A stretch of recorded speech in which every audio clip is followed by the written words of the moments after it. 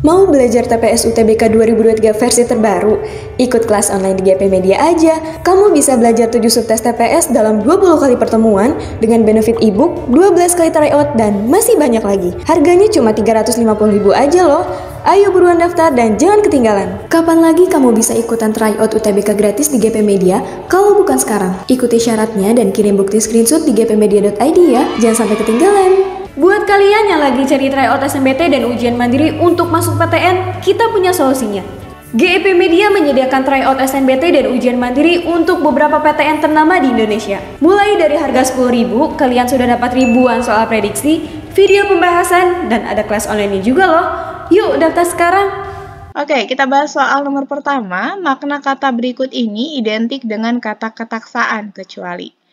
Berarti kita harus tahu nih, apa aja makna kata ketaksaan. Dan yang ditanyakan kecuali, berarti yang bukan atau yang tidak sesuai dengan makna kata ketaksaan. Jadi teman-teman, kata ketaksaan sendiri memiliki arti yaitu keraguan, kemudian ambiguitas, kekaburan, dan kesamaran. Nah, jadi makna kata ketaksaan identik dengan kekaburan, keraguan, ambiguitas, dan kesamaran. Menurut KBBI ya. Nah, karena yang ditanya di sini kecuali, berarti yang tidak sama maknanya adalah di sini kegelapan. Jadi jawab yang tepat untuk soal ini adalah opsi yang E.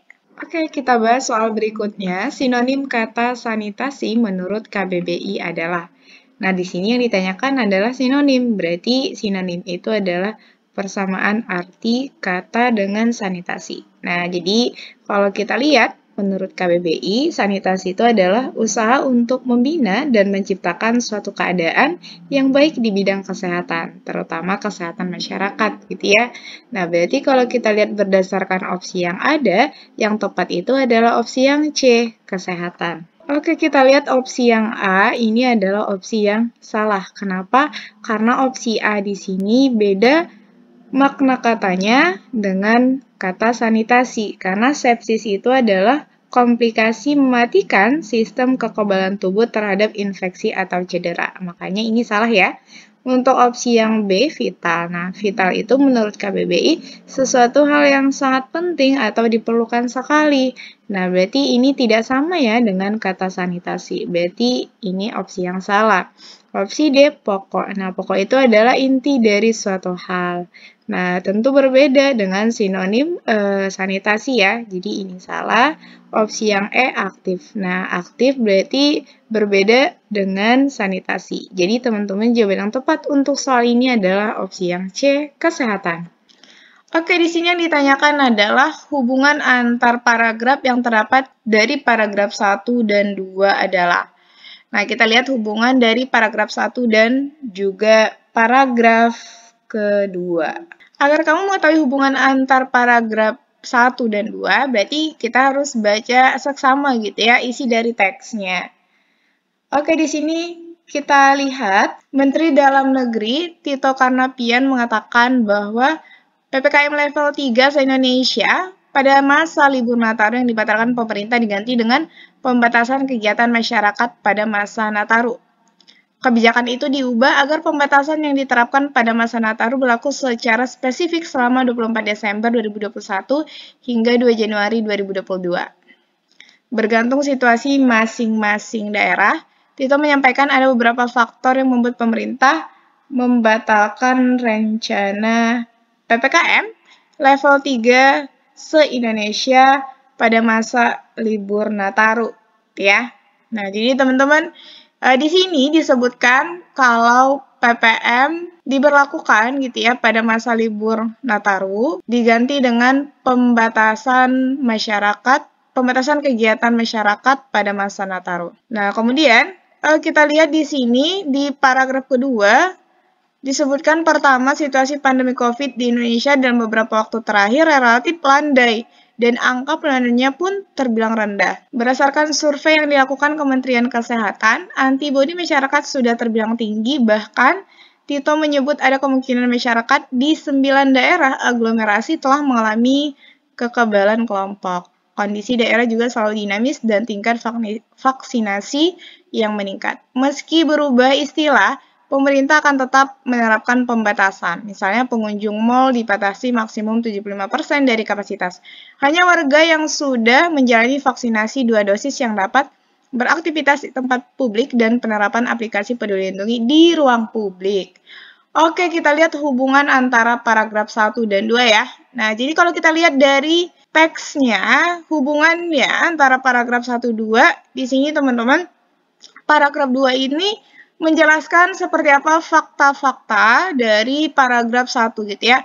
Fakta-fakta yang terjadi dari paragraf pertama. Nah, di mana di paragraf pertama kan PPKM level 3-nya dibatalkan pemerintah, nah dan diganti dengan pembatasan kegiatan masyarakat pada masa Nataru. Nah, kemudian di paragraf kedua dia menjelaskan fakta-fakta yang terjadi ketika pemerintah sudah membatalkan PPKM level 3 yang diganti dengan pembatasan kegiatan masyarakat pada masa Nataru. Nah, jadi kalau kita lihat berdasarkan opsi yang disediakan, paragraf 2 sebagai simpulan dari paragraf 1 kurang tepat ya, karena bukan simpulan tapi fakta-fakta dari paragraf pertama.